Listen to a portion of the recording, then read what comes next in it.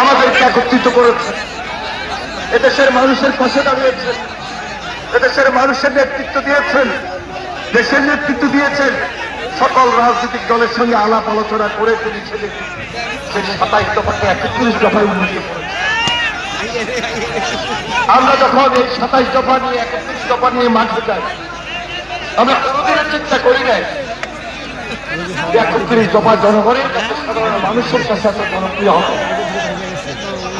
আজকে সেই 31 দফার ভিত্তিতে তারেক রহমানের সেই রাজনৈতিক দূরদর্শিতা বাংলাদেশে নিরপেক্ষ বিশিষ্ট পার্লামেন্ট, যে নিরপেক্ষ বিশিষ্ট পার্লামেন্টের আলোচনায় সেখানে একটা পক্ষে নির্বাচিত 300 জন এবং উপরে কক্ষে শ্রেণীভিত্তিক প্রতিনিধি থাকবে এবং প্রত্যেকটা আইন পক্ষ থেকে পক্ষে দিয়ে